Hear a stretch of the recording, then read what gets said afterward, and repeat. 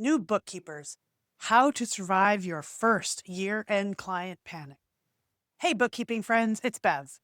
If this is your first year-end season with actual clients, I need you to take a deep breath because between now and January 31st, you're about to experience something I call year-end client panic. And it's going to test every ounce of patience and professionalism you have. Your clients are going to freak out. They're going to make unreasonable demands. They're going to text you at 10 p.m.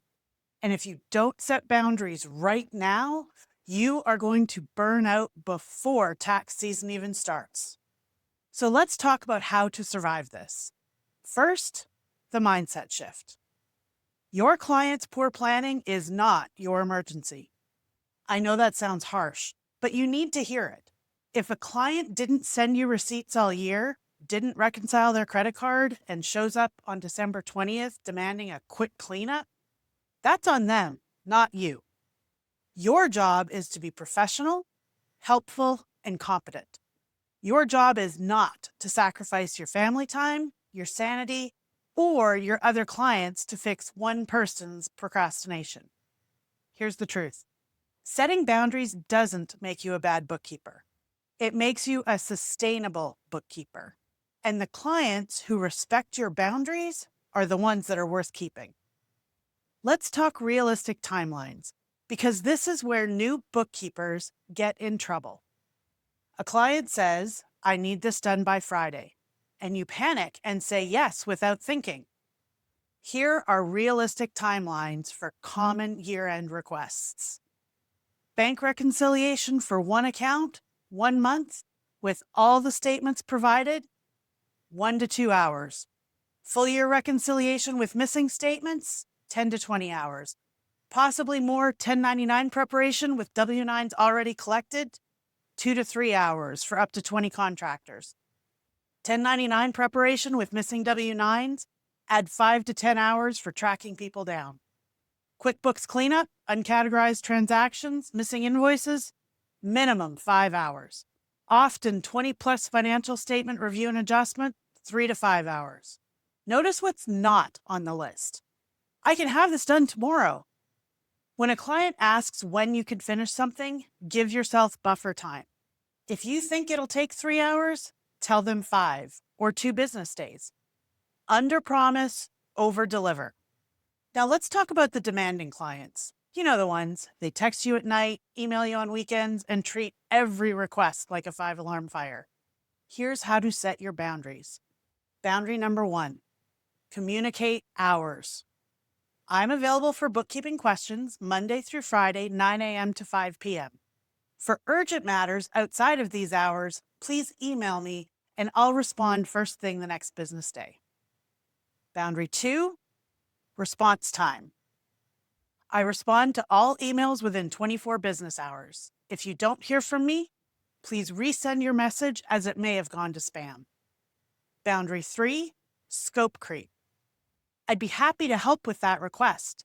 Since it's outside our normal monthly scope, I'll send you a quote for the additional work. The clients who push back on these boundaries are not your ideal clients. Let them go find a bookkeeper with no boundaries who will burn out in 6 months. Let's get specific about what you can and cannot promise during year end. You can promise accurate reconciliations if they provide all the bank statements or you can pull them yourself. Timely 1099 filing if they give you W-9s by December 15th. Clean financial statements if you have access to all supporting documentation. Professional communication and regular updates. You cannot promise that their books will be perfect if they've ignored them all year. That you can undo 12 months of neglect in 1 week. Tax advice. Unless you're also a CPA or an EA, and even then be careful. That their tax bill will be low. You don't control that. Here's the script for when clients have unrealistic expectations. I understand you'd like this completed by an unrealistic date. Given the scope of work and the condition of your records, a realistic timeline is, and give a realistic timeline. If you need it sooner, I can refer you to another bookkeeper who may have more availability, or we can discuss a rush fee for prioritizing your work. For difficult conversations, let me give you word-for-word scripts for the most common difficult conversations. When they text you at 10 p.m., "Hi, client. I saw your message. I'll review this during business hours tomorrow and get back to you by," and give them a time. "Thanks for your patience." When they want free work, "I'm sorry, that's outside of the scope of our monthly retainer, but I'd be happy to provide a quote for that additional service. Would you like me to send that over?" If they're mad about their tax bill, "I understand you're frustrated. The numbers that I've provided are accurate based on your transactions.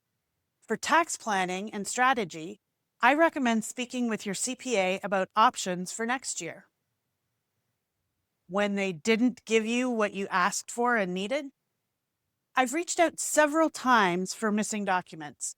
Without these, I can't complete your books accurately. I have time blocked for your work on," give them a date, "and I'll need those documents by," and give them a deadline, "to meet this timeline." When you made a mistake, "I apologize for the error. Here's what happened. Here's how I'm fixing it. And here's what I'm putting in place to prevent it from happening again. I'll have the correction to you by," and give them a date. The last one is important. You're going to make mistakes. We all do. Own them, fix them, learn from them. Okay, real talk. You're going to get overwhelmed. You're going to have 5 clients all needing things at once, and you're going to feel like you're drowning. Here's how to triage. Priority 1, anything with a legal deadline. 1099s due January 31st, for example. Priority 2, clients who have given you everything you need and are patiently waiting. Priority 3, new client work or non-urgent requests. Priority 4, clients who are demanding but haven't provided what you need. I know this feels wrong to put demanding clients at the bottom, but here's the reality. The client who sent you everything on time and said, "whenever you get to it," deserves your attention more than the client who ignored you all year and is now demanding miracles. When you're triaging, communicate clearly. "I've received your request. Due to year-end volume, I'm currently working through priorities in order of deadline. Your work is scheduled for," and give them a date. "I'll send you an update by," and give them a date. Let's talk about taking care of yourself, because if you burn out, you can't help anyone. Block out actual time off your calendar. Tell your clients in advance, "I'll be unavailable December 24th to 26th for the holiday." Don't apologize for it. Set a hard stop time each day. If you work past 6 p.m. more than once a week, you're either undercharging, overcommitted, or disorganized. Figure out which one it is and fix it. Say no to new clients during year end. I don't care how good the money sounds, you don't have capacity. Find a bookkeeper, buddy. Someone you can text when a client makes you want to scream. Someone who gets it. This profession can be isolating. Don't do it alone. And please, please, if you're truly overwhelmed, ask for help. Hire a subcontractor for data entry, refer clients to someone else, raise your prices to reduce volume. There are options. You're going to survive this. And next year, you're going to be so much better at setting boundaries, managing timelines, and handling those difficult clients. If you want my year-end client email templates with scripts for every scenario I covered, it's linked below. And if you're in the middle of a client nightmare right now, drop a comment and let's problem solve this together. Hit subscribe, take care of yourself, and remember, you're a professional. Act like it, charge like it, and set boundaries like it.